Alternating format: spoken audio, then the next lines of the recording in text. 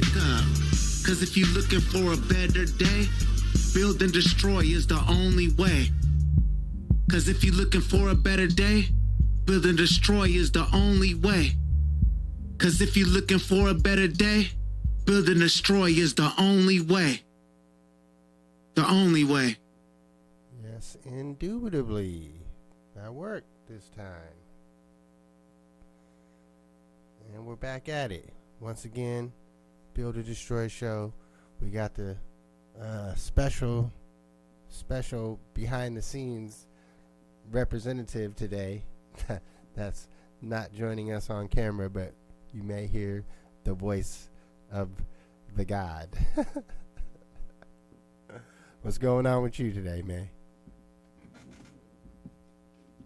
What up? Hey, man.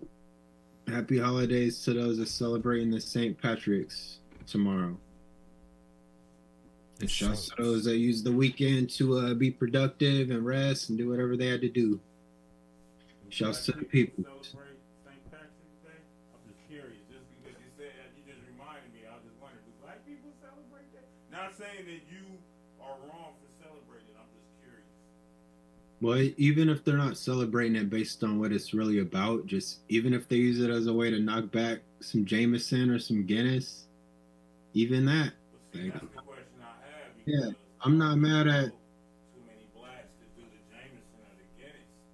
Yeah, It just. really ain't a holiday for us. But I mean, and we don't get a day off of work, so it's nothing that would really affect us if you think about it, unless you like to go to bars. Yeah, that's a good point. But I'm just being curious. I'm not knocking. If anybody out there is black and celebrates, there's nothing wrong with you. You're still good people. I'm just curious. It'd be like wondering, do white people celebrate Kwanzaa? I'm sure there's some white people out there that celebrate Kwanzaa. You know, I see people using it as a way to just drink. Yeah. It's one of them cultural appropriation things where it's just a reason to wear green. Like, even if you don't celebrate it, you subconsciously gonna be thinking about green tomorrow. Right. If people's gonna be fucking with you for not wearing it. Yo, I promise you, that was one holiday that I did not like. Yeah, because even if you didn't subscribe, like, you were still getting pulled into the shit. Right. Like, or if, like, for me, it always been like I would be coming from somewhere else, and it's like all these drunk people out, especially living in other state, people as they in California, it's drunk people all over, just acting a fool. So no, I definitely, when you get pulled into it somehow.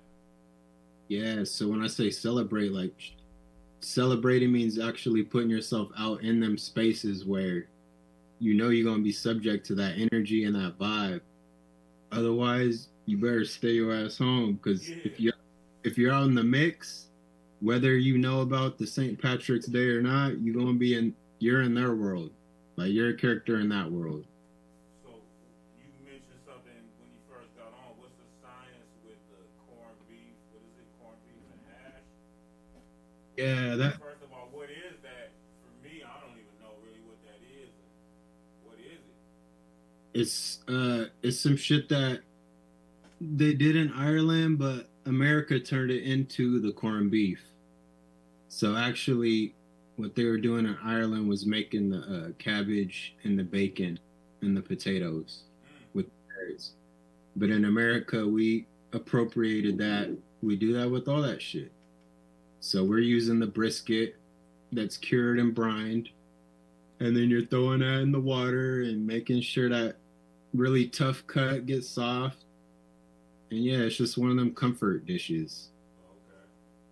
It's just one of them low quality cuts that people try to make into their version of soul food.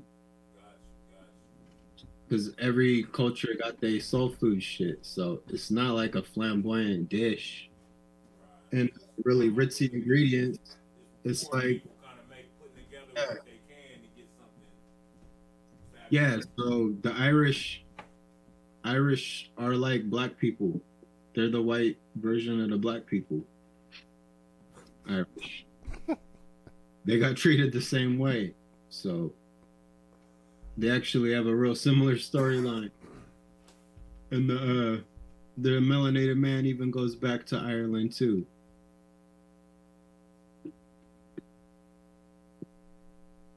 I just realized that he was giving a shout out to the ETC shirt earlier. Oh yeah, Slave. TC. Etc. Come on. That one you got right there, slave, man. Yo, I was trying to keep up with them. I was trying to get something from every season when they started, and I just could not keep up. And that's a good thing because it means that they're thriving. Yeah, they. Did I was happy for them because they was one of them black businesses on the hilltop that started out.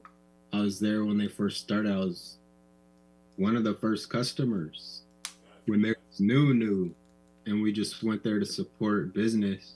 Hell yeah. No, I definitely went there from the beginning like you when they weren't even really having a lot of clothes. They would be selling hundreds shit in there and other stuff. Yeah, and it wasn't even them at the time. There was multiple businesses like that were opening up at the time. Not all of them were even closed. Some were museum, some were food. There was a whole little boom happening at the time, and ETC is probably one of the longest lasting ones.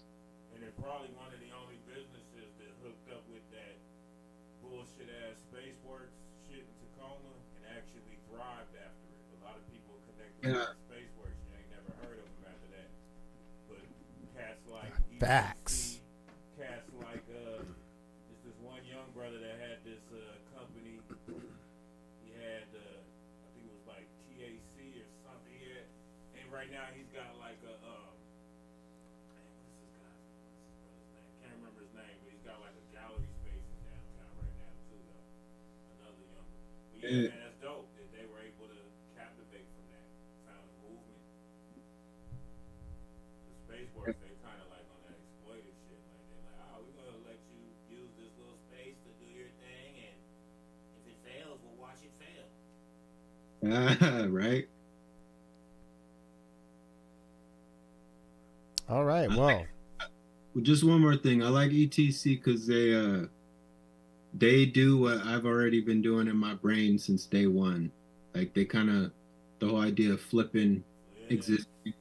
They flip existing ideas and images and thoughts, and that's kind of all I've been doing my whole life is reimagining. So like one of the first pieces I got from them was the I think it was Ryu throwing the Hadouken, but the Hadouken was the Tacoma Dome. It's just like, yo, like little details like that, I got it right away. Cause it's like, I see shit like that every day. I see images. I see 3 different things in one image, what they could be. So I love the idea of just constantly flipping it. Everything. Also, with the flip, man, I know you would love the flip just because of the read that you on like when you do your art. So that's dope to hear that. But also, you know what I love about these guys is that, you know what, being from the place that I'm originally from, I'm not from Tacoma, but being from the place where I'm from, and just seeing other cities, people try to like take their, what's going on in their environment in their cities or whatever, and use that as their brand identity, and it usually comes out corny. But man, they took it, man, and made it to like, if you a brand, that's what you should be doing. You get me? It's like, just coming from like the Bay Area, California, like there's been a lot of people that just throw like some bullshit ass thing that we know already in the Bay, and it just looks corny as their brand. But ETC, etc., man, they just like, I mean, they made this into a phenomenon, and like, oh man, it just makes you fall in love with Tacoma almost. Yeah, shouts to them, man. Hell yeah. And I got a design I could throw on a shirt soon. It's my yoga space noodle. That shit came to me like 2016, 15. Yoga space noodle. I realized that's what I'm talking about.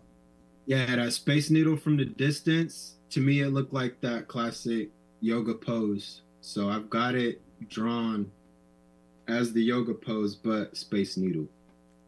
So, I got shit. I've been keeping that shit close to my chest because it's good enough to where Seattle could try to jack me, and I already know it. It's that strong. So,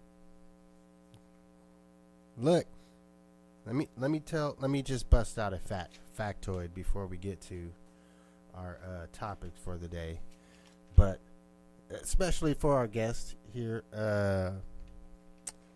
today. Also, I mean, he is a valuable crew member, but as far as the show goes, he's a guest. But just want a factoid.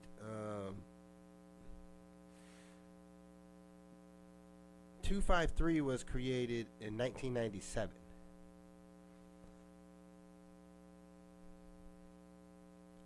Just think about it, 1997. So after Biggie died, technically April 27th, 1997, 253 went into effect. So before that, if you were in Tacoma, your phone area code was 206. Until April 27th, 1997. So ultimately, I mean, for me, I was born in 84, so I was 13 at that point, or about to be 13. So you live your first 12 years under 206 area code. Maybe you weren't calling very many people at that point. But the only importance of area codes back then technically was long distance charges. So I guess if there's any youth watching or that will view this episode, the phone company charged you more money for calling someone that wasn't in your immediate area code. So to split up, South Puget Sound and North Puget Sound, I think they even broke out a couple other area codes north of Seattle. Like it was just all one big area code. But that was in 1997 to get the last little drips and drops of money before things went to what we use currently. For most people don't even have a phone line in their home. Like it's like the Matrix, like trying to find a real mainline phone line is very difficult nowadays. Also, even though I definitely wasn't around for all that, but in other places the same thing happened. You had like when I was young, we had a certain area code, and then it switched over to the area code that we, you know what I mean, that we knew. So much to the fact that like you even had like artists that were from where I was, like from Oakland, calling themselves 415, but the area code changed to 510, just like you guys had that change from 206 to 253. 415 was the San Francisco area code, and it changed probably around the same time, like would you say 97? Yep. Probably around the same time. Probably like had to do definitely with something like what you're saying, just the streamlining of trying to get those funds in from using different area codes. Plus, around that time was the advent of the cell phone. The time where like cell phone companies were like, we don't give a fuck about the area code. You can call whoever you want. We just care if you starting to call like out of the country. We don't know how to handle Exactly. that. Exactly. Cell phone, you call New York all day. Exactly. But that is crazy. That is a super factoid right there. Because there was a time when the area codes were because you were being like, if I was in 510 and I was calling somebody in Vallejo 707, shit, I get in trouble at the house when the phone bill came. And they like, God damn, who the fuck you know in Vallejo? What you calling over there? So I can imagine now, like you said, 206, 253. So let me ask you this: so was all the other spots like Q Olive and Fife, were they like 206 as well? Because I noticed there's other area codes like 425 besides the 253 that serves Washington. You know what I mean? Well, we'll look it up on the map. Okay. Washington area code map. This one don't look as recent. We'll go with this one. So 253 covers most of Pierce County. 425 is like eastern. Well, no, that's King County, but why is 206 moved over so much? I guess, yeah, 425 is more, really looks east of the central part of Seattle. And then, yeah, 360 and 564. I've never seen 564, but 360 is of course, South Sound, Olympia, Thurston County, Lewis County. It looks like it goes 360 all the way down to the border. And then Eastern Washington is 509.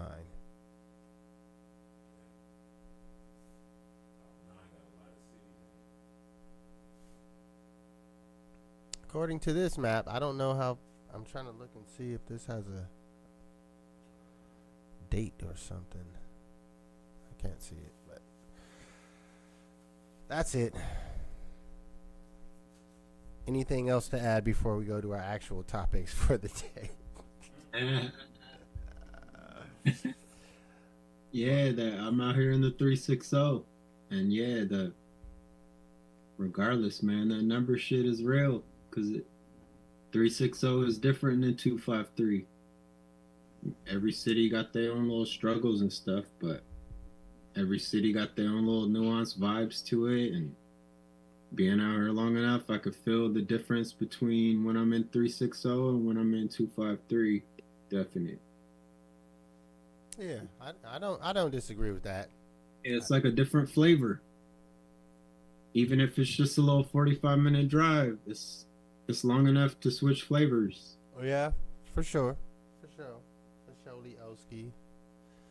Well, I guess I had just a couple topics for today. One being old school music, bands, live instruments, and I guess the question would be, how much does that type of stuff, soul, funk, Michael Jackson, Prince, or anything? Goes deeper too. Yeah. That's just the surface. Yeah. Jackson, Prince. How I just was white people and it's the mainstream know about it. It goes deeper. yeah, so I'm just saying that. America, I'm just gonna say that's just deeper than.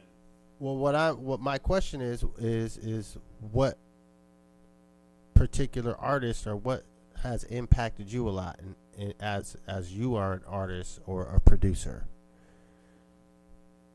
Start with me. Either of you. Well, for me, lately it's been just the 60s, the 70s. Just as far as eras go, I go to certain times where certain instruments are being used in certain ways, I guess. Like I try, being that I sample and pull sounds, I try to make sure that the source I'm pulling from is something that resonates to where I'm speaking through it, or that it's speaking through me. I like catching certain grooves and rhythms that, like I said, they're atypical or non-typical. I'm trying to find the thing that's not common. Always. And I usually find that stuff in obscurity. And it goes by playing stuff, sometimes playing it backwards. Like I'm into finding rhythms within rhythms, like the polyrhythm shit. So I like a lot of Brazilian stuff, a lot of psychedelic rock. There's so much happening that you can literally find these rhythms depending on how you're chopping it or what effects you're throwing on it or how you're filtering it. I just try to find stuff that's like a wealth for my ears because I like a lot of stimuli. So I like that noisy, like free jazz stuff that's free of quantization. All right, I like that. In depth. EeeTree, I guess you should go next as a producer. And for me, I just probably just whatever records I saw like the people that came before me listening to really influenced me. Just 'cause most of the people I got the record collections from, I took out of their record collections and found what I found to be samples and stuff that I would find records on here that people already used them for beats that were the rapping that I was listening to, but it was usually record collections of people that danced a lot. So it was a lot of rhythmic music, a lot of back in those days in the 60s and 70s, even the 50s, and even back into the 40s, instrumental music was all about dancing. You know, all the jazz players, they felt like if you don't, if you can't dance to it, it's not music. So for me, it definitely has to have like a groove to it. Like, it doesn't have to be like straight up four on the floor, but it just has to just kind of just talk to you rhythmically. And I feel like one of the artists that really, it's crazy they both got the same first name, but George Duke and George Clinton, I have to say, would be the two artists that really put me into a vibe of like, yeah, I want to fuck with this music shit. George Duke and George Clinton? Yes, sir. Yeah. George Duke, he was a keyboardist. Definitely, he had a voice too on him too. He would sing on his records, but he was really into keyboards, really into jazz, more so piano. I have to say is his thing. And of course, we all know George Clinton, man. You know, the fucking pioneer of the one of the funk. Yeah. Yeah, shout to him. I know he's in a legal battle to get his masters, get some rights back for his catalog right now. Battle versus who? Record labels, because that you got to think at that time he had on between three labels he had like 13 bands. Yeah, he didn't get compensated So for things. Yeah. those labels is treacherous back in the day, man. Yeah, that's currently happening right now. So shouts to him. Treachery and skullduggery? Yeah, he's on his get back. Get his lick back. Sounds like I gotta turn up your mic. Oh, he's getting his lick back. No, not yours, mate. Have you been hearing EeeTree fine the whole time? Yeah. Yeah, that obscurity that you was talking about, man, that's how I value it in this shit, man, because it's like to be able to take something and put your perspective into it. That's always been the key to music, because when you think about it, we only got 12 notes. Yeah, and like So you it's said, like, George what can you do with Clinton, those 12 notes? I would even go, I'd follow you up with the George Clinton and say Sun Ra. Yeah, for sure. I can't believe that I didn't mention him. Yeah, these guys went to other worlds and back, and just true pioneers and experiments of sound. So doing anything that you could physically do with sound frequency. Yeah. I think I fixed it. Yeah, people like that. Person said that's better. I think I fixed it. Yeah, Sun Ra. Was that King Tubby? He definitely was fucking with the dub, like able to take like a mixing board and a few reverb boxes and delay boxes and just come up with these sounds off of rhythms that are just playing that are going through his sound system. It's kind of like identical to what Sun Ra was doing with the actual instruments, just taking the sound and stretching it. Your boy Thelonious Monk. Thelonious, yeah. Great. The late great Thelonious Monk, man. He's with guys that all on that same accord of just taking the sound and kind of like how I look at what you do, man. Just like take it into a whole nother obscurity. When I hear your tracks, man, you can hear that vision that you're speaking about on these podcast episodes. As I hear you talk episode after episode, when you're speaking about your beat making and your musical and artistic processes, I can hear all those things that you're describing. You know, a lot of people, you hear their music and it's like, you know, it just gives you one sense of what's there that you could do to it. Like, oh, I could rap to this or I could dance to this. But with your stuff, man, you got to really be open mind and adventurous. Yes. Just as you are. You have to match that vibe and that information that you put on there. Yes. When I'm hearing the work that you bring across. So yeah, and like that new Playboy Cardi, I played that. I went through it all, even if that's not meant for people. Just the fact that when you play it, you're going into his world, and I don't know if other people sound like that. It just sounds like even if motherfuckers don't like you, if you know how to build a world that people can transport to and live in, and then jump back out, like I fucks with that a lot. what'd you think of that album? I haven't listened to it yet, but I did hear that it was just interesting to hear that Kendrick was on it. So yeah, I heard 3 different times, and then not only that, you know, then hearing that Ye is like, I don't like the way that Kendrick's music is, and we really didn't need him on the Playboy Cardi album. So those 2 things right there really made me want to check the album out, because I was like, I already listened to all of Playboy Cardi's work, so I was going to hear it eventually. But then when I heard those 2 things, I was like, shit, I got to check it out. But I haven't had the time to peep it yet. Well, I know that Kendrick said that he executive produced the project. That's what I heard. Yeah, Crazy. like I feel like Kanye's mad because Kenny's doing Gemini things that he can't do right now. And you know, Ye has a history of not liking that style of rap. He's gone on record saying that even though he fucks with Talib Kweli, he don't like his style of rap. Like, and you can just listen to the way that Ye raps that he really don't. You can see why he wouldn't care about somebody that's like, you know, pushing the stanzas and pushing their writing skills. Like, Ye's still on the same bull. Like, I heard that bully shit. He's still on the same bullshit.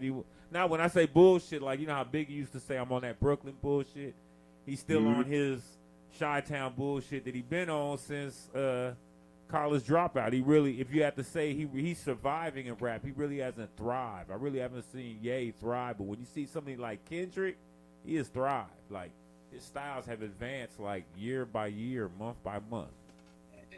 You right, man. Kanye's an older artist. He's utilized other people's energy to propel himself and keep himself in the game too. Yeah. The same way that Drake has. I don't want to say it in a mean way, but it's like a vampirism thing where he sucks the energy from the youth. And like, I feel like Kanye would have loved to be on the Cardi album or have produced it, because that keeps his name in the mix. Right. And he sucked the juice off Cardi's wave and the talent, like he did it with Travis. He likes to be around the youth that are popping, because anybody who's controlling the youth as a hip-hop artist, they're running the game. Like, if you have the kids' ears, you're going to be in the top spot. Oh, yes. You're an older artist, you want to try to keep, you want your old base and you want to get the new base. So I feel like without having his things that he usually feeds off, because he used to feed off the Drake stuff, right? He can't really, there's like no hosts to feed from right now. Right. I think he's like, There's no host. he's like kicking and screaming because it's like Blade. It's like Blade when you want the blood hit and there's like nothing. He said you want the blood hit. Yo, nobody will mess with him. They're like, yo, you can't even mess with us because your name is faulty right now, so we can't be associated with you. So how do you get that fix? because I don't know if he could generate it on his own, because he never has. He's always had a big. If you read the credits, it's always been more than just his name on them songs.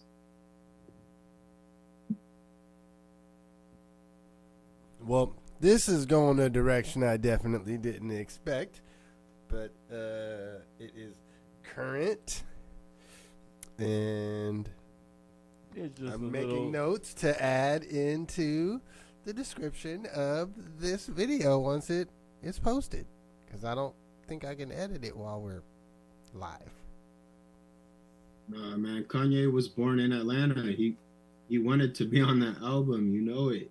Mm-hmm. And if somebody from California's on there and he's not, he's gonna be like, yo, like you took my spot. Is how he's looking at it. Like, I want to be in your shoes. Like, I wanted the Super Bowl. I wanted all that. So he's been trying to do things to take eyes off of what Kenny's doing. It's like when you don't want the popular guy to be the popular guy. Yeah, Pesha said use the right word, hot takes. Yeah. The hot takes. Well, my original, we'll say, root development of this topic came from also the new segment that we're bringing on today, which is just what's in your stash. And that's where we will show some old school, whether it's records or tape or 8-track or other physical, even CD at this point, because I mean technically those are obsolete. They don't even make CD players in the new cars anymore. So yeah, I was thinking about, since I'm not a producer like you guys, the first time that it really sunk into my head that hip hop is based on sampling and what that really meant. And I mean, I guess you can go back to probably one of the first songs that I learned, Rapper's Delight. That's not even, I wouldn't even call that a sample. That's just, you're rapping over over the chic instrumental, like, actually, or maybe a break beat, maybe a break part, you know, maybe it's a loop. Actually, what it was is the way they did it back then is, you're kind of right. It still is sampling, but it's done a different way than a lot of the modern rap music is done.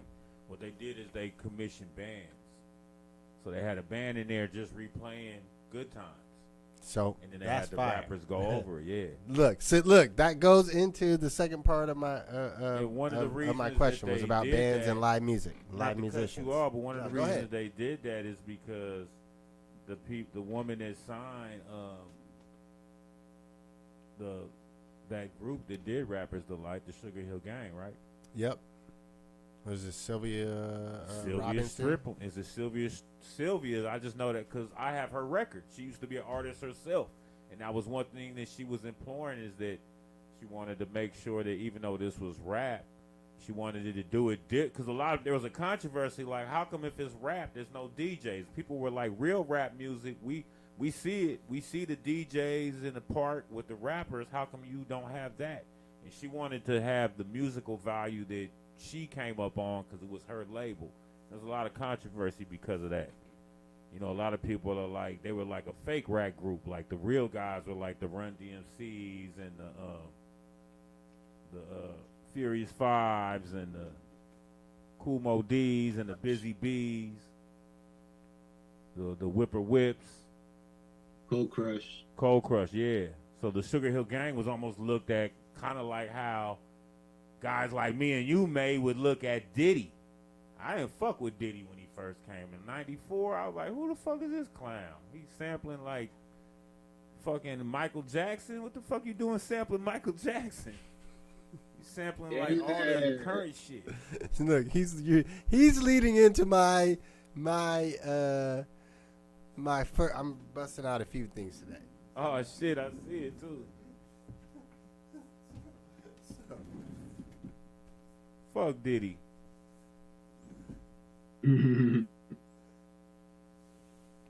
Maze Harlem World.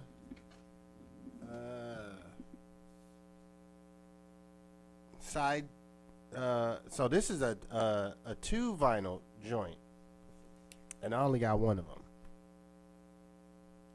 So I think May put a good point last week. He said that the old school albums would only have a few songs on them because the grooves would be longer. The more grooves you have on it, the more fucked up your sound is gonna be. So that's why you have records that have like 4 of them, because like you got to think a record like that Mace album that you holding, that probably got like what 17 songs on it, 15 songs. That's like 4 pieces of vinyl.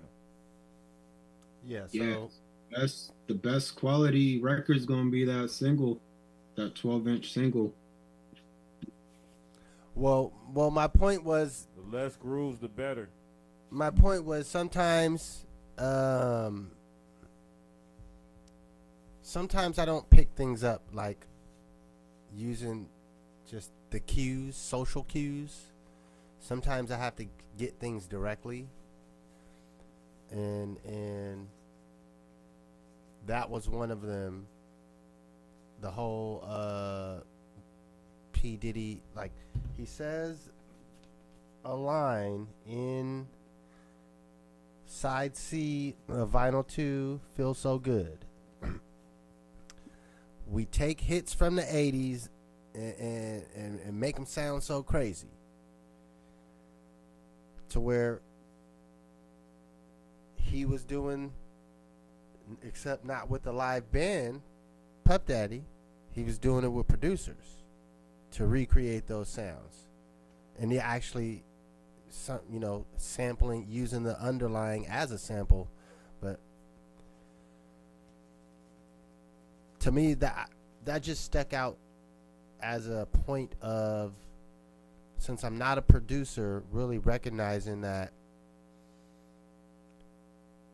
hip hop is built off of the backs of older records, and whether that's taking a full length sample melody, or where you guys are talking about chopping different parts, a different, just one little piece, however it goes, like, producers understand that because you guys are doing it. But as an artist, like, it didn't sink into my head until very later.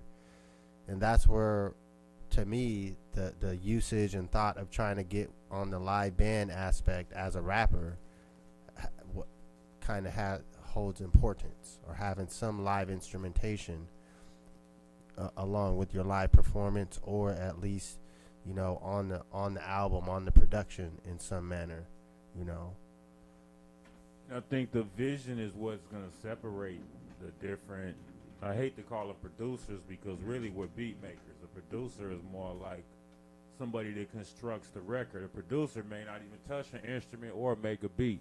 But as beat makers in the hip hop shit, you definitely can be like, okay, I know that you sample music to make beats and come from that approach, or you can come from more of the approach of like where maybe a May Dolly is, where he's like, yo, I'm finding the ill, obscure sounds, That's more the school I'm coming from, because it's easy. I mean, you listen to the records nowadays, the kids are still doing what Puff Daddy is doing. They taking they just moving it up. Instead of the 80s, now they just sampling from the 90s and the 2000s, and they sampling the R&B, and then they put it to the little fast beat, and they get on top of it, and they talk about wearing the shiesty and having the switch and spinning back and running up against the ops.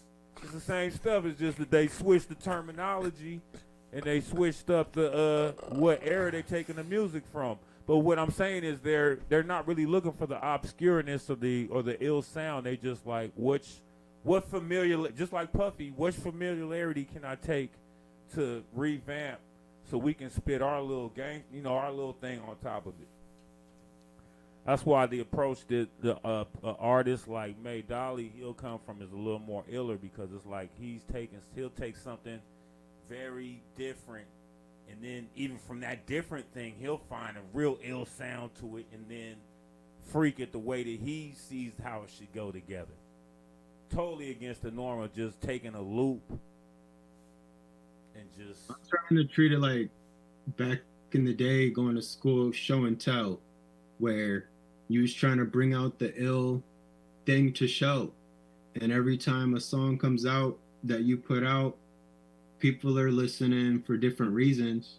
But I'm putting it out for those people that are like, yo, I want to know where the sound came from. Where did he find it? Why did it sound like this? Why did he do it like this? Why do you arrange it like that? It's basically like, it's new things to discover and uncover versus bringing a traditional, like, this is my favorite stuffed animal from my house for show and tell, versus this is like a rare artifact from Peru and everybody's looking and passing it around. Every track we get to do that, and producers were doing it back then. They were dropping beats and other people were listening like, where the fuck did he find that vinyl? Like, we gotta find that, because they weren't telling you. Right. And they was flipping it into a way where it wasn't going to be easily found, because they started micro chopping versus just looping. Right. The chopping, yeah, that was. Like you could loop the bar shit or 2-bar, but my thing is the micro chops. Now, does that have anything to do with the technology? Nah, because people been chopping since when you only have 5 seconds of sampling time on the SB12. I think it was just the newer style of beat maker. You just getting into guys that kind of like how our boy is. Our dude May is just more inventive and trying to think out of the box and looking for different ways to express. And not only that, just trying to use more and get more out of the less sampling time they had. They had 5 seconds, so they really had to they would speed up records to 78 speed, which would make it sound like hella fast, and then they would pitch it down on the sampler, and that would give them like a big ass sample that they couldn't get with the standard 5-second sampling time. So that definitely is like, I think it was just the new breed of like beat makers started coming in, because before, you got to understand, in those 80s and then even in the beginning of the 90s, everybody was still coming from, you seen that Sugar Hill Gang movie on Netflix where they got the DJs playing the breaks. That's where all this shit started, with even having samples. The ultimate beats and breaks. The pioneer of that was our guy, was not only Kool Herc, but you got what's his name, May? The dude that put out the UBB series. Grandmaster Flash. Nah, the Puerto Rican cat. Oh. Man, what is his fucking name? It's disrespect that we don't know his name. He's from the East Coast, so it's a hard name. You talking about the photographer? Nah, he's a DJ, man. Not Tony Touch. Breakbeat Lou. I know you guys heard of Breakbeat Lou. That's the UBB series was like that. He put out a compilation series that was like basically a compilation of like the most heard breaks that you would hear, like when the DJs were doing the parties, because a lot of the stuff was secret. They would like not let you know what their breaks were, but the ones that did, that everybody had in their collection when they go to DJ, they put on a compilation called the UBB, and that was Breakbeat Lou that put that together. In there was a time where you could just find those records in the record store, and if you were lucky, if you was making beats and you found that.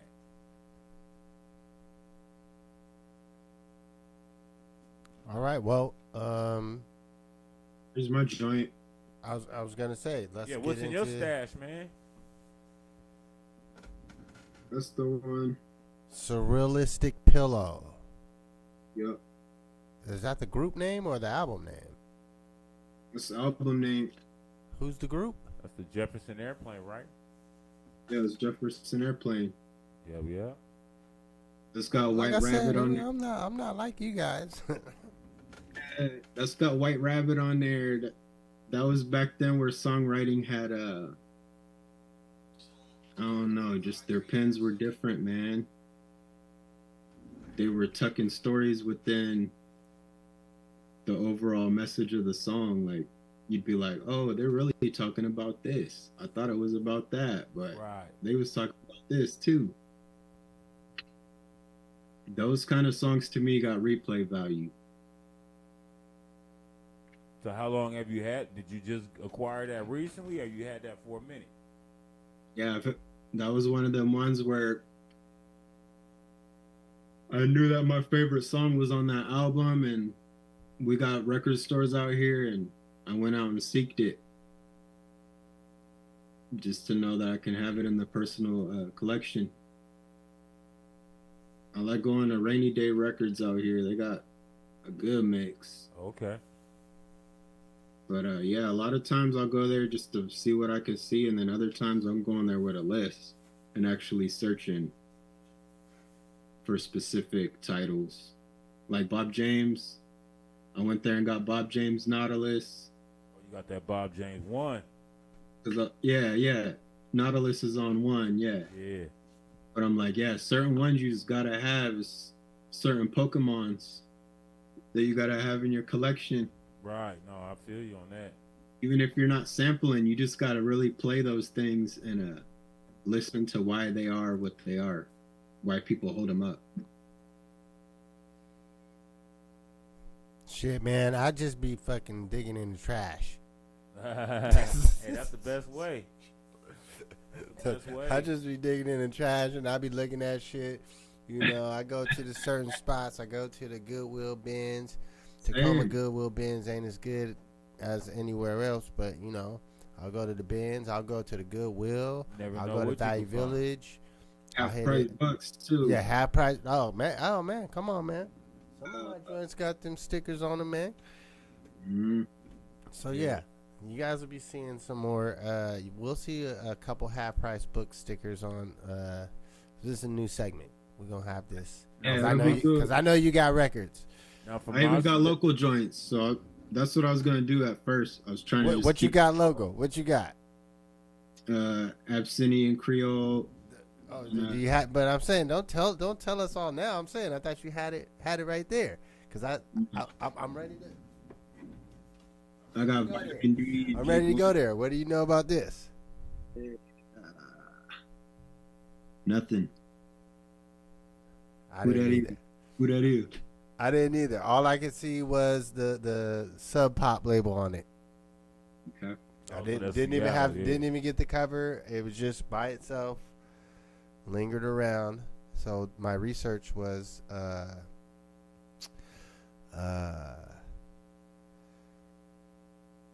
it's an album called Love Terra by a group called Eric's Trip. It's crazy. Released in 1990.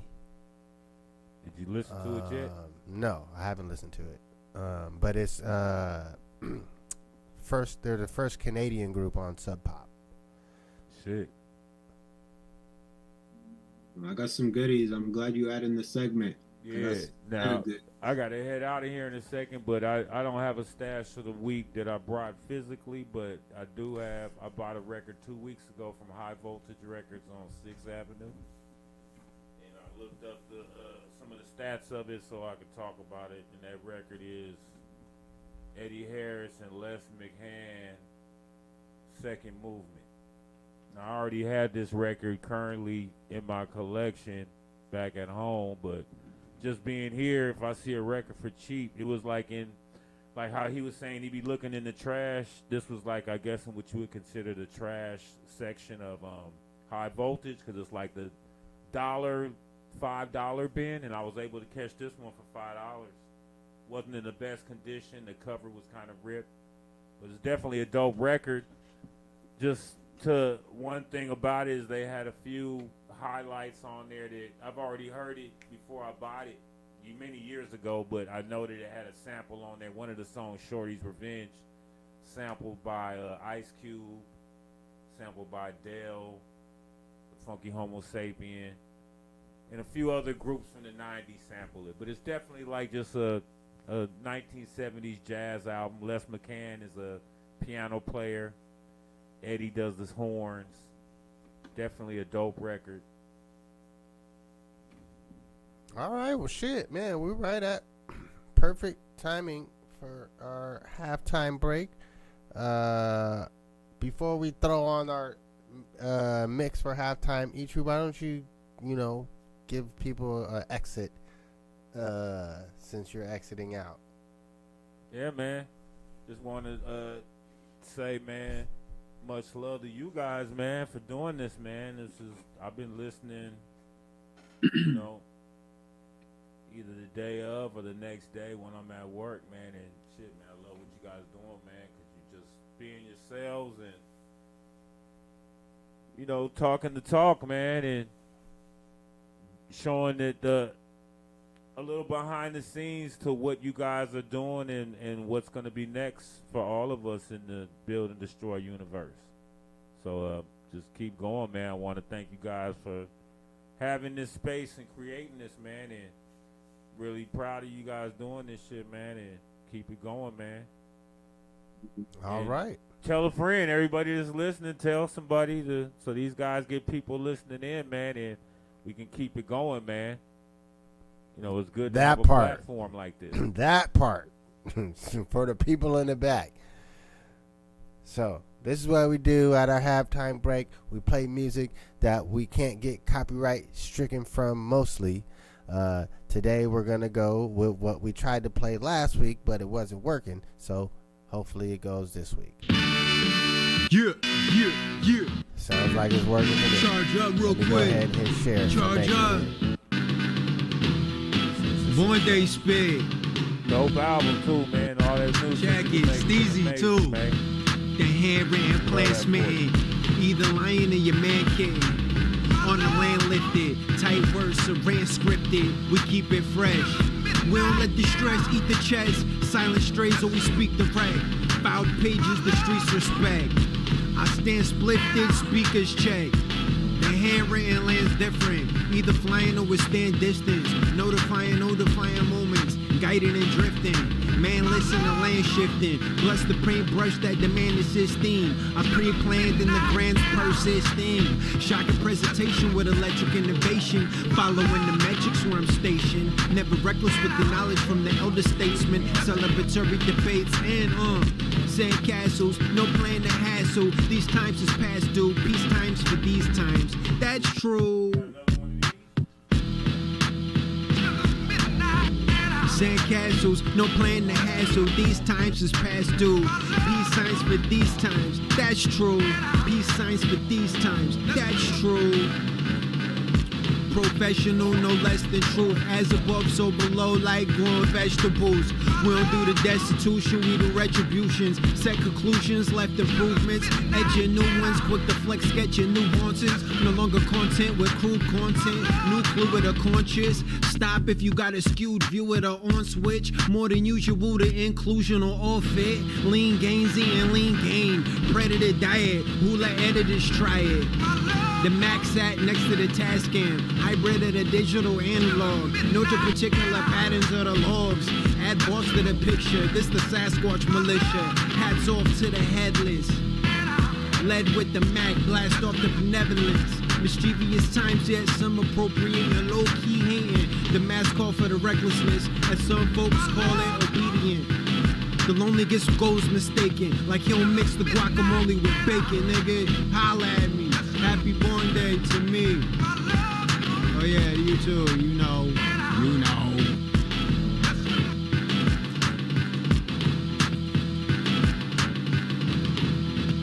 Hello and welcome to a special midweek edition of Painting of the Week.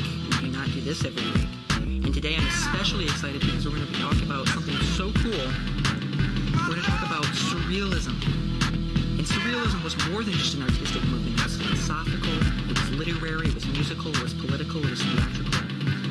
But as an artistic style, surrealism basically just captures visual imagery from the subconscious mind to create art without the intention of any sort of logical comprehensibility.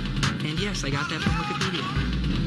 But surrealist works are known for being bizarre. They take the element of surprise, they make unexpected juxtapositions, not sequiturs, and it developed straight out of the Dada movements of after World War I. And if you don't remember what Dada art looks like, go back and watch my video on appropriation artwork. Even if you don't want to, you should do it, okay? Anyway, so Surrealism advocated the idea that ordinary and kind of depictive expressions, these things are vital, they're important, and this came directly from... What you gonna do, what you gonna do? Some call me Michael, some call me May, but others know me as... What you gonna do, what you gonna do? Some call me Michael, some call me May, but others know me as... What you gonna do, what you gonna do? Some call me Michael, some call me May, but others know me as... Others know me as... Others know me as... June Jiminy crickets, pinning these specifics to ease any indifference. Season in the season, liberal, and just to keep it minimal. Throw away from the spiral, no display from the spiral. Go away, focus, in denial, open space, soaked in safe. If you don't, why you straight? Tornado kick the ride, why you wait? You either hoping or coping or promoting or gloating. Vacate, stay safe, soaking in ocean. New pool, new dude, but no shin. Alchemist to the usual Loken. O to the old friends, soon remedy visits, lending the efficiency to lean from enemies' tension, a reasoning from beings' inventions. Cast the news away unless the actual proof display is even without it. I'll be okay. Whey protein in the morning. Don't forget to weigh yourself. After you weigh yourself, you wanna be on protein, yo, you should stay yourself. Go to sleep with no dreams, yo, I could say it's fell. Lean gains in a clean range. Heard he rap back then in a sturdy lap. Take shots on the court, no birdie stats. Fake blocks in the sport where the nerves be at. Abundance never heard me lack. Wave conjunctions for today's population. Just another May observation. In the rush to get away, not adjacent. Cerebral mind rounded, not an equal sign. Knowledge bars you seek, you find. Too deep, 2 times for the cause. Your felines be fine, resort to claws. Imported so the men sport it, you should ensure it. It's important. Y'all verse hogwash to the pork print. We lost tribes from the God side enforcements. Peace signs for the poor rich and the poor rich. Refined with way more assortments. What you wanna do, what you wanna do? Some call me Michael, some call me May, but others know me as... What you wanna do, what you wanna do? Some call me Michael, some call me May, but others know me as... What you wanna do, what you wanna do? Some call me Michael, some call me May, but others know me as... What you wanna do, others know me as... Faster than I famished, not one hand slip when writing from the Sanskrit. Wow, such heights from the handwritten, much heights from the plan shift. Dust mics and crush mics and this. Euphorias from new formulas, dude warmed enough. If you form a fuck's immune system is armored up. It's not charm or luck, artistry in a farm pharmacy left me hardened up. Pause for the pauses. Trace the metal deposits and all this. I was healing from the soul with the silver and the gold. Platinum for the rap and caption the sun. Weed to assimilate. Beast on the dinner plate. The beast but it's been innate. Too many secrets to innovate. Easy quantum on the feet when he's stomping. People watching on, easy option. You can see me popping, he be locked in on. See me with us, see me any day, mini play. For those taking it serious, making a pyramid. Faking a spirit big, my nigga here it is. Bearing the steer the ship, sky's captain. Sky captain, Merkaba with the lines packed in. Fine fashion, mind relaxing. This ain't a pen, it's a rhyme contraction. I was tapped in. Many people assumed that Dolly was keeping track of his work the way some artists do, and that was not true. And others assumed that since he had agents or galleries that exhibited him regularly, that they were keeping track of things. And that turned out not to be true either. So there just was no catalog in existence at the time that I went to him finally with a proposal for a catalog. Est-ce que les autres peintres ont signé en blanc? Ça arrive rarement. Il n'est pas naturel de signer en blanc des feuilles. C'est la démarche inverse qui est naturelle. C'est-à-dire que le peintre lui-même ne signe qu'une fois que l'impression a été faite, ne serait-ce que pour s'assurer de la qualité du tirage. Et dans le cas d'Ali, l'artiste n'a pas fait cette précaution. In the case of all graphics, the edition size is given. It's, let's say, 250 copies on different kinds of paper, and later 1,000 copies. Now, what happens if the plates are not destroyed as they are supposed to be, and as everyone in the art world assumes that they are, and there even may be statistics that they have been? Precariously, rhymes variously, times buried at sea. Fairly from the feed, concrete not conducive to carrying the seeds. Conquer got produced to be married with the keys.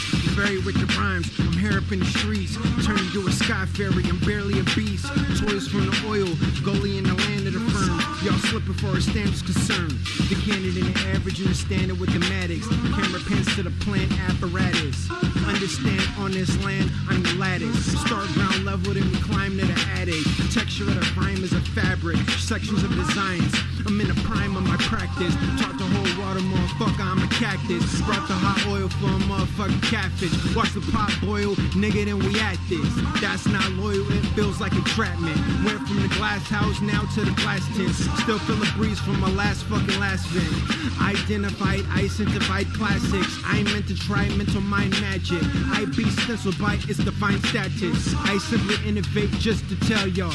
Power of the words that can penetrate the cell wall. CLG to the inmates. Sense the density. Lack of nutrients made human tense specifically. Stay complicit to script epiphanies. Illicit symphonies that mention misery. No straight lines if you stay wavy. Been a father of the style, plus I made babies. Much to stay tucked away daily. Crush the pace if you fuck with May Swayze.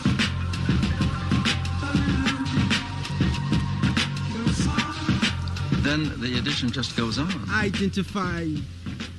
Voici toujours dans ce petit musée une lithographie. Identified classics. I meant to try, make the mind magic. Identified classics. I put the mind magic.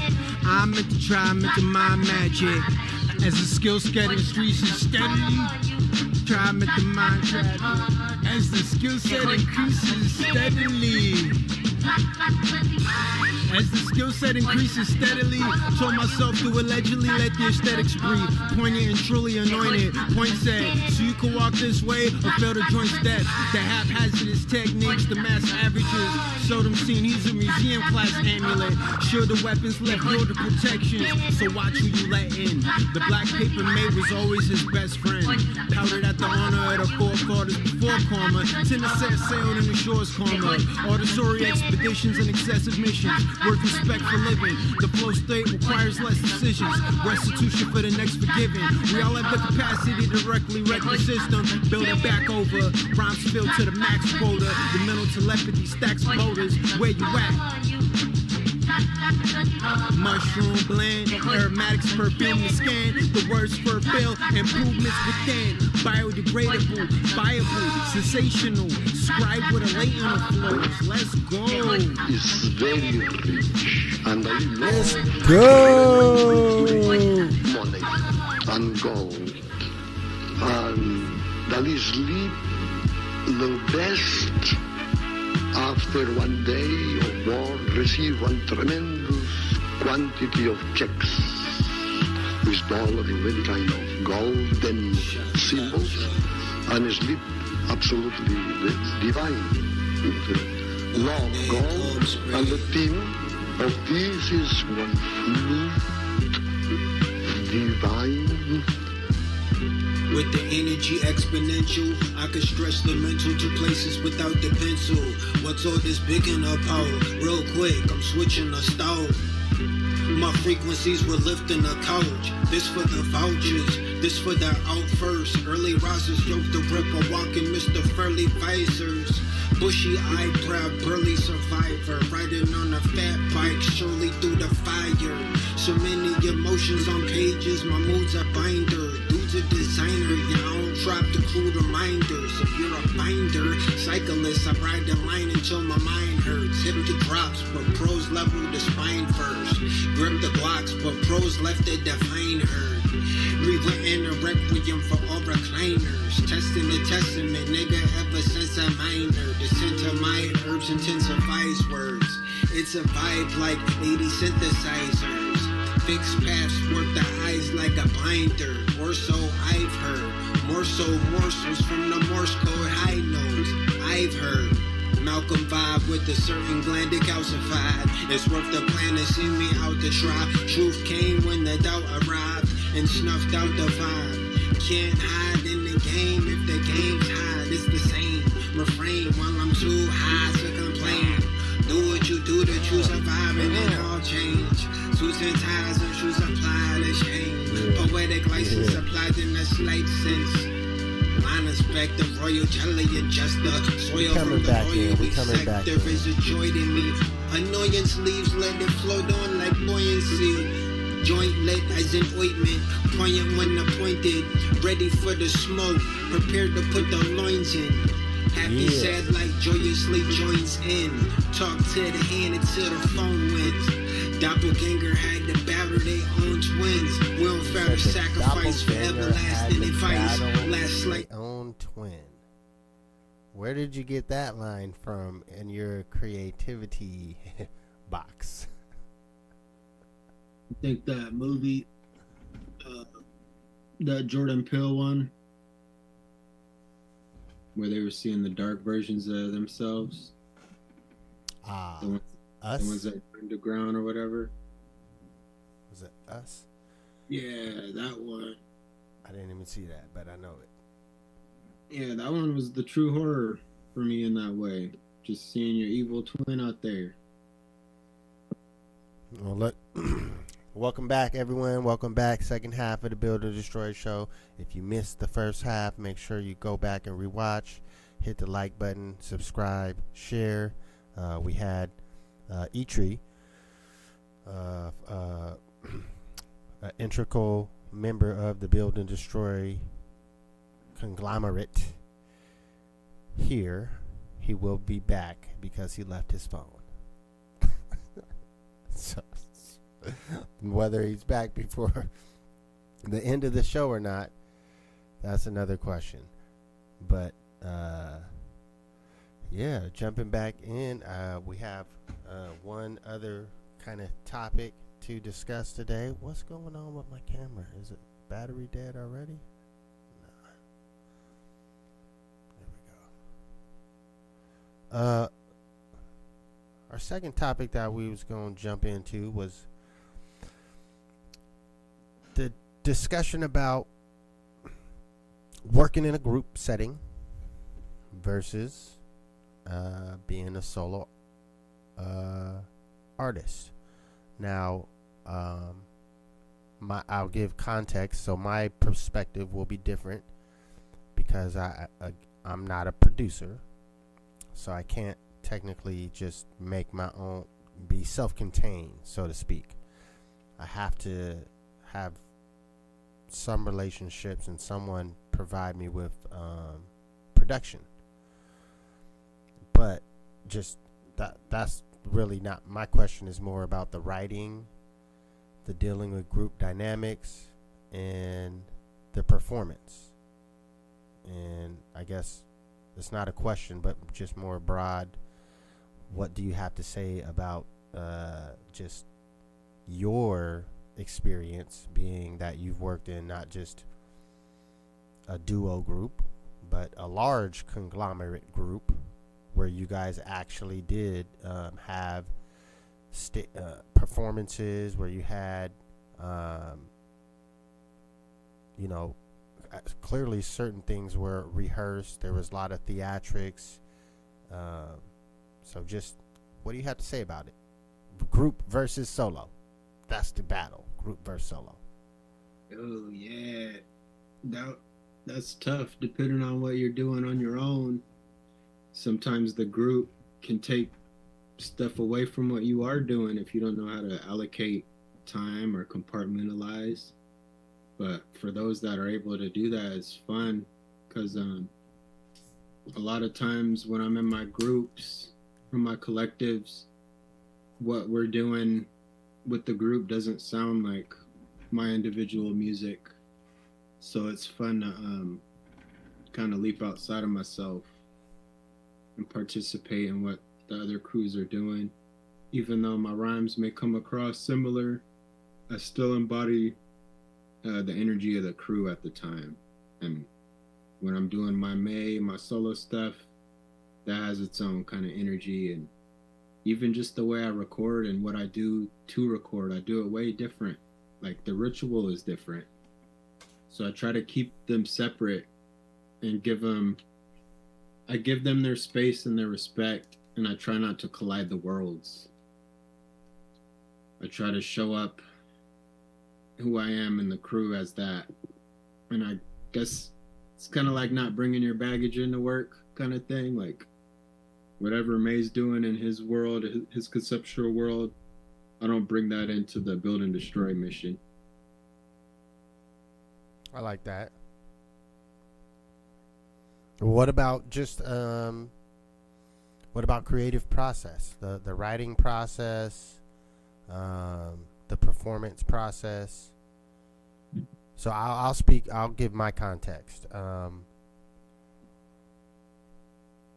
I am much more productive in dealing with a group in a group setting. At least sitting down, being around other folks to write, I can get much more done being in the physical proximity. I can't just reserve it to physical proximity. We haven't done like a Zoom session before where we're just vibing to a beat and writing, and we haven't tried it yet. So that's something to think about for the future. But from what I have done, if I'm sitting by myself, it's just much more harder for me to, I guess, just write. Like it's harder when there's someone there, one or more people. Like it's I don't know. There's something about the pressure that forces my brain to, I don't know, activate in a different manner. Like, no, I like that. I've seen that before, where certain things, not our studio, but I've seen studios where there's almost a way to set it up before the music takes place. Like you set a certain ambiance that encourages that, and everybody's got their own thing. But I have seen people come up a lot where it's like a group, whether to bounce the songs off of or just collaborators that's helping you, because a lot of times they're making songs that's going to be performed. So I think that togetherness is going to make the on-stage performance feel like it's that much more synced and gelled, because it's not like we're ghostwriting each other, but we're there when it's being written. Like we're writing it with you, I guess, by being with you. Yeah, you're part of the full creative process. Kind of. Like we're going over it with you as you're going over it and rehearsing it. We're learning it. Yeah, it's locked in. You're locking it in as well. Yeah. So I love that. Like we get to learn it as fast as it's being made when we're in a group. So that leads right into, I guess, that second part is that performance aspect. Now, knowing, I always like the idea of knowing ahead of time what songs are going to be performed. Like, I think I do better if I know I'm going to write a performance song versus I'm going to write a song and then we're going to perform this one. Because I feel like even stuff like that changes how the pen moves. If it's a premeditated move, like if I sit down, like I'm going to try to make a bouncy crowd participation type joint, I know it's going to turn out that way. A lot of mine will, they'll come out and then they'll get kind of categorized later, I guess.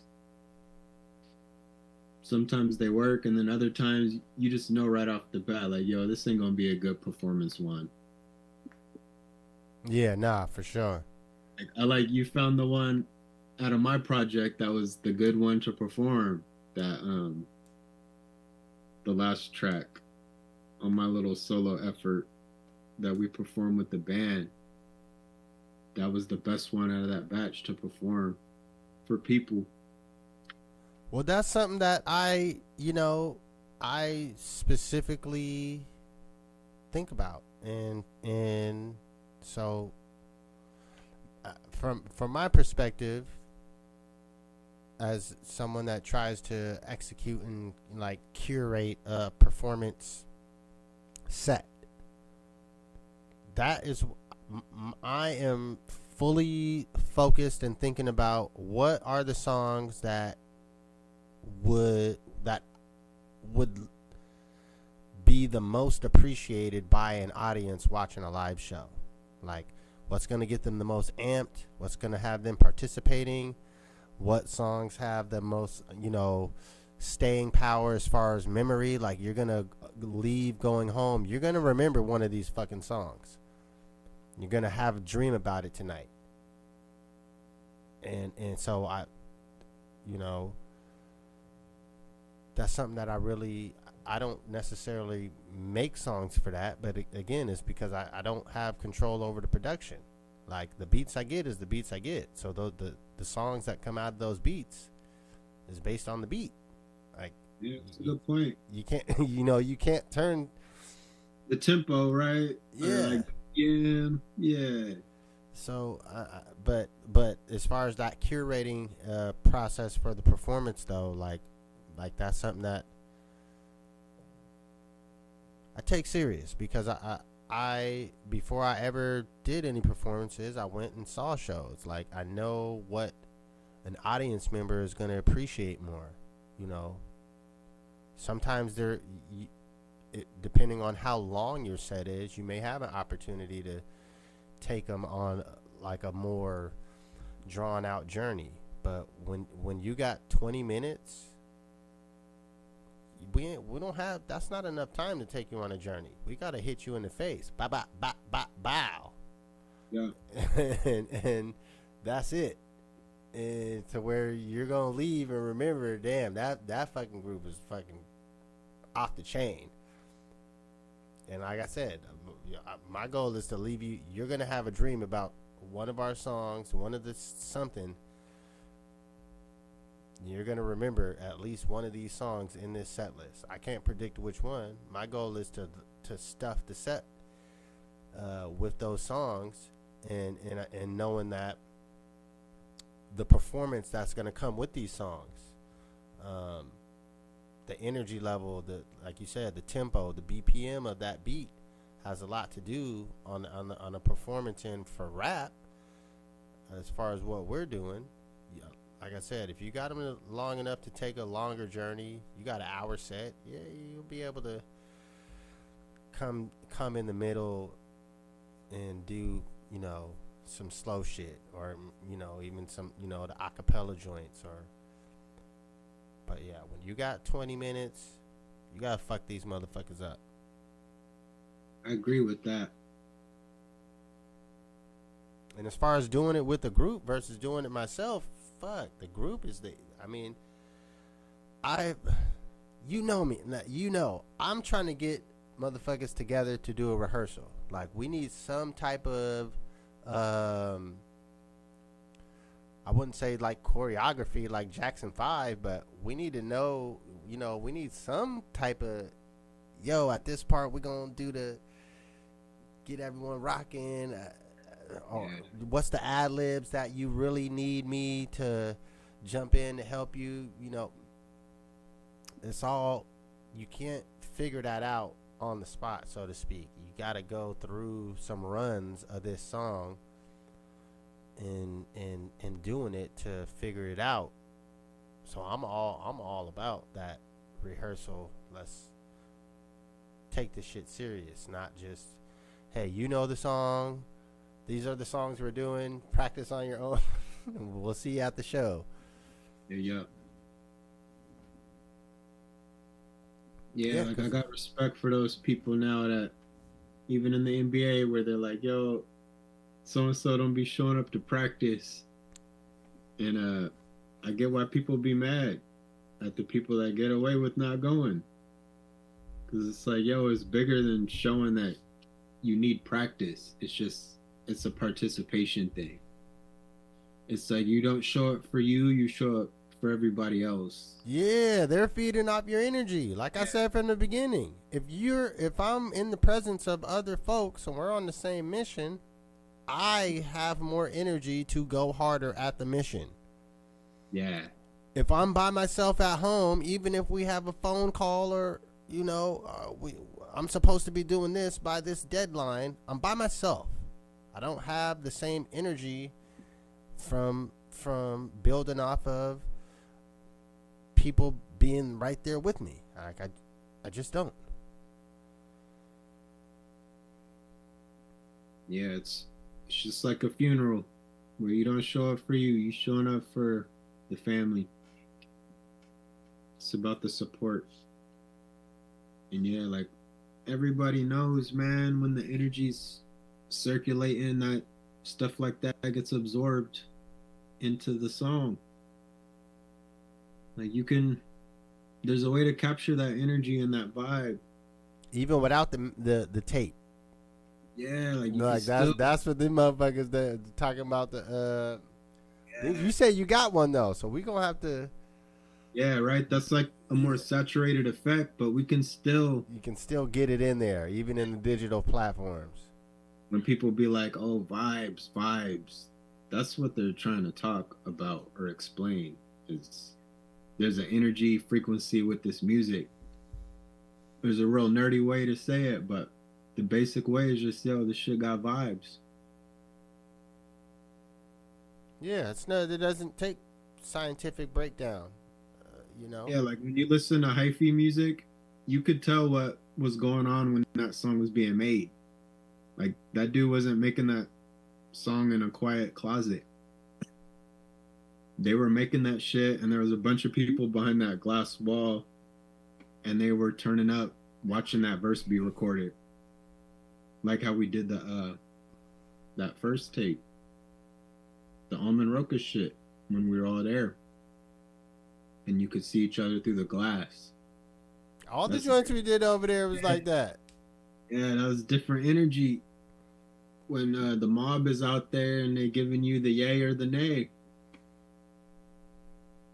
Nah, that's what, man, I that's like quality control too, when the people are in the room with you.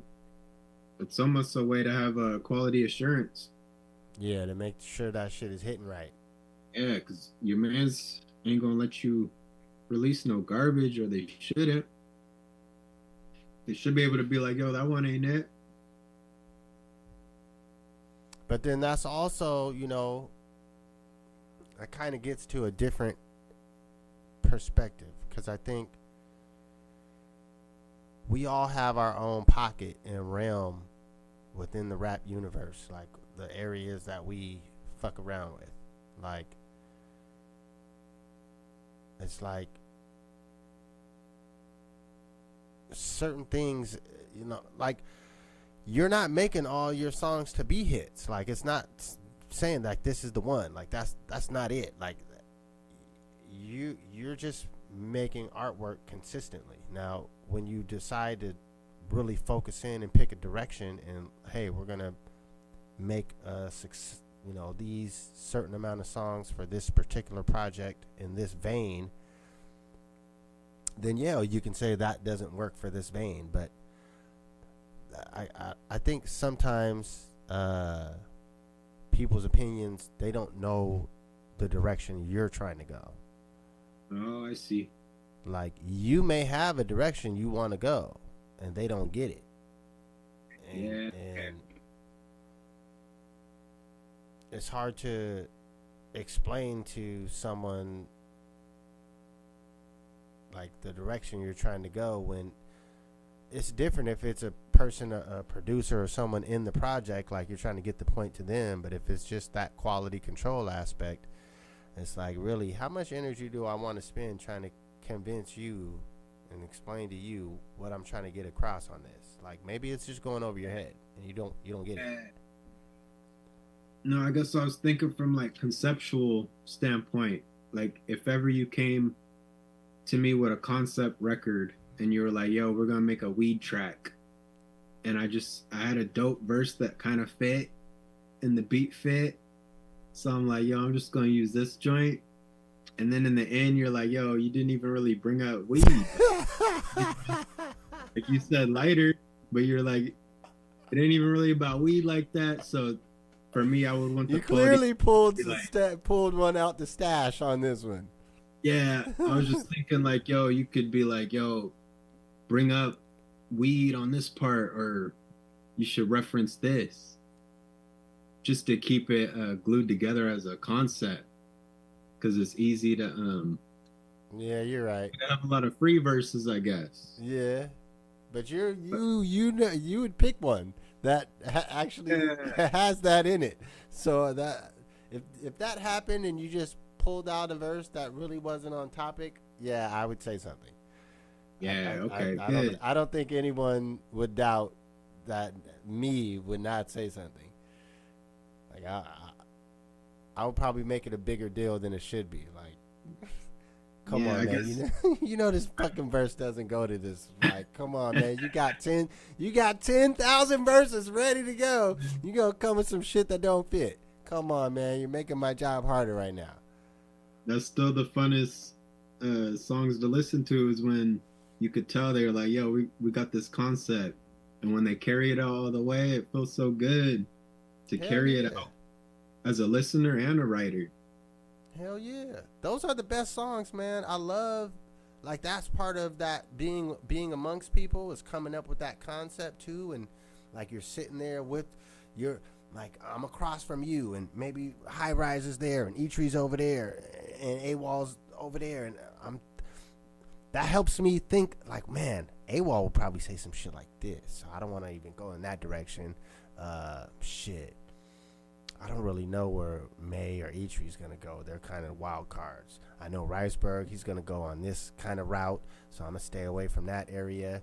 So I got 2 areas marked off that I don't want to travel to, but then the rest is still, you know, May might say something like this, EeeTree might say something like this. So it's like you're trying to think of the best shit to say that the other people ain't gonna say at the same time. Yeah, I feel that. Yeah. Well, shit. Well, anything you more got to add on to this topic of group versus solo writing, performance aspect? Well, I didn't say that. I wanted to add on that performance. Performing with the group is like, if we can lock in a good hour to where everyone has the one good song, maybe even 2 solo joints, or maybe it's not the full song, maybe you got 3 verses on the song and you only do 2 or something like that. That way you can get 2 solo joints off. And like, if it was the full, just straight fluid mixture, it's not like you do 2 songs, you do 2 songs. It's like, really, we're all on stage kind of at the same time, and it's just the songs flow through, and man, we could fucking kill it. Oh, absolutely. Like a real hour. Like, I think we could do it. A solid hour. Yeah, a lot of my solo music is all a continuation series. So whenever I'm not working on crew stuff, I'm working on my continuations, because everything I do gets cataloged into a previous album. So I got my Month of May series. That's my most famous one. I'm always going to have a Month of May series that's new, and it'll get cataloged. And then I have my Blabbermouth series. That's every time around my birthday, I have a Blabbermouth release.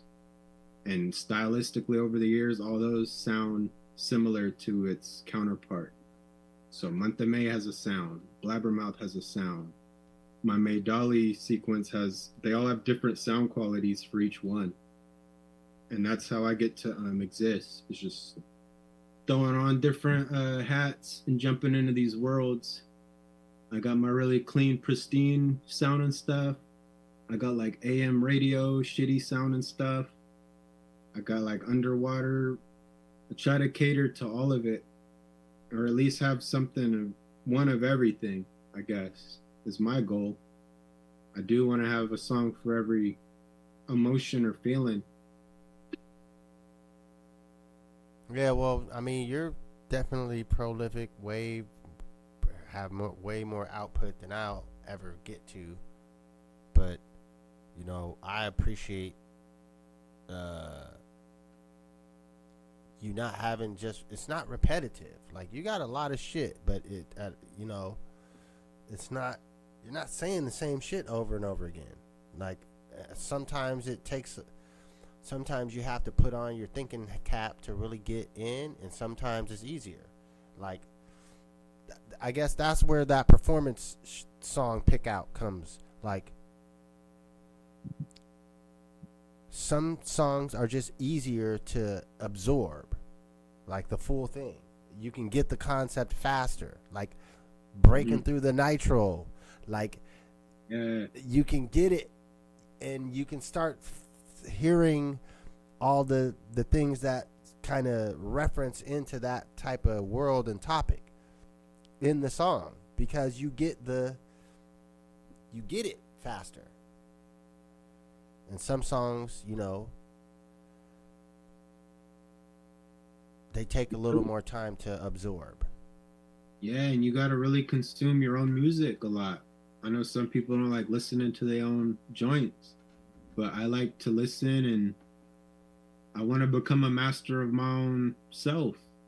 I want to study myself on the replay, just like how we do on these YouTubes. Like, some of them I'll play back just as a critique of myself, or just as a casual listener.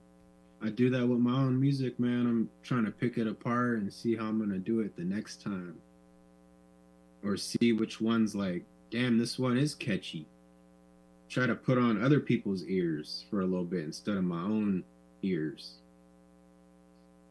Put on like the stranger's ears in traffic, or like roll that shit down at the red light and just see what people react to. Like, turn that shit up loud and just see what they face does for a little bit. I like doing stuff like that. Sometimes the people will tell you what your hit is, or the kids. Little kids be knowing what's good, man. Yeah, you right on the kids for sure. Yeah, like the little young ones. Like, I've seen babies cry when certain shit gets turned on. Yeah. And then I done seen them like smile and giggle. And that, to me, that's the frequency thing.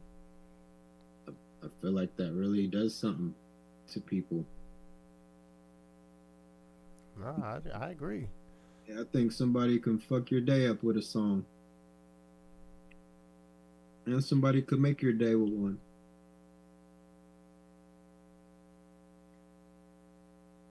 Well, my webcam ain't trying to come on, so that's one thing.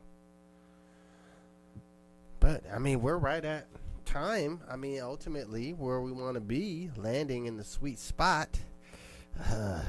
If you are just tuning in today, this is the Build and Destroy show. Of course, it is I, Wicked Meticulous. We got May Dolly. Others know him as Boo. And then we had EeeTree come slide. He was a special unvisual ability. It's just a voice now. So for anyone that are returning guests, now you know the voice. Hopefully we can get him slowly but surely on the visual, and it's only up from here. We move up. That's the direction, upwards.